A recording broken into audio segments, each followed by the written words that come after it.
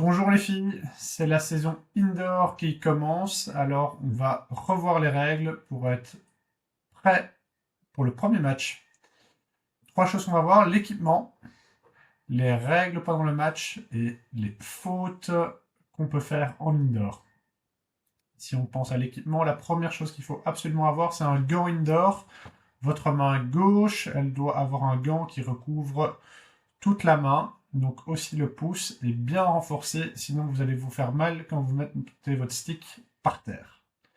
Deuxième chose, on n'oublie pas le protège-dents et les jambières, toujours obligatoire.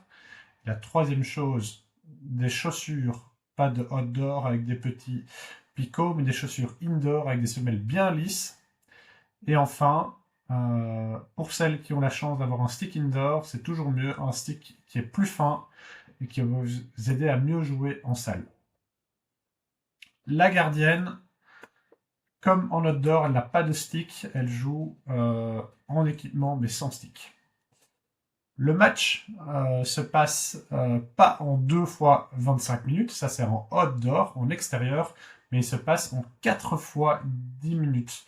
Donc on joue 10 minutes, on a une toute petite pause, on rejoue 10 minutes, ça c'est les deux premiers quart-temps, ensuite on a la mi-temps, et puis encore le troisième et le quatrième quart-temps, et c'est la fin du match. Le terrain, pour celles qui ont déjà joué en indoor, vous savez, le terrain, il y a deux cercles, c'est les zones en rouge, et dans les cercles, c'est la zone à partir de laquelle on peut marquer dans le goal, d'accord? Il faut absolument toucher la balle dans le cercle pour marquer, et comme vous savez aussi, sur le bord du terrain, il y a des baumes, ou des bombes, et on voit ici sur la photo, on voit la bombe, c'est des poutres en bois et elles vont servir de partenaires. Donc on pourra faire des passes sur la bombe pour dribbler les autres joueurs et pour attaquer. Il faudra aussi bien défendre le long des bombes. Les remises en jeu quand la balle sort à l'arrière du terrain, de n'importe quel côté, quand elle sort à l'arrière. Sur le côté, a priori, elle sort pas, sauf si elle passe au-dessus de la baume, alors on la remet à l'endroit où elle est sortie. Mais quand elle sort à l'arrière, si c'est pour la défense, on va dégager en bord de cercle ou dans le cercle. Et si c'est pour l'attaque, à l'arrière, c'est un corner et on vient au milieu du terrain pour réattaquer. D'accord Et après un goal, on revient évidemment au milieu et c'est balle à la défense qui peut recommencer. On joue à 6 contre 6, comme en outdoor, une gardienne et 5 joueuses sur le terrain. Les fautes. La première faute, le kick, on touche la balle du pied, c'est une faute. Balle pour les adversaires. Le backstick, quand on touche du côté rond du stick, c'est aussi une faute. La balle montante, ça, c'est un peu différent. Elle ne peut jamais monter. Même chez les adultes, quand on fait des passes, la balle ne peut pas monter. Et en U9, ça va changer en U10 ou en U12. Même quand on envoie la balle vers le goal, elle doit rester à plat. Alors, ça c'est important pour les arbitres. Si vous faites un stopping et que la balle elle monte un tout petit peu, c'est pas grave, elle peut monter 5-10 cm au moment où on contrôle la balle et après elle redescend tout de suite. La balle frappée, ça vous savez que c'est interdit. Donc la raclette, on peut pas, le shot, on peut pas, le push, on peut faire, et le push frappé, on peut aussi si le mouvement est pas trop grand. D'accord? Si c'est un petit mouvement, on peut faire un push frappé. Le forcing, ça c'est une règle très spéciale en salle.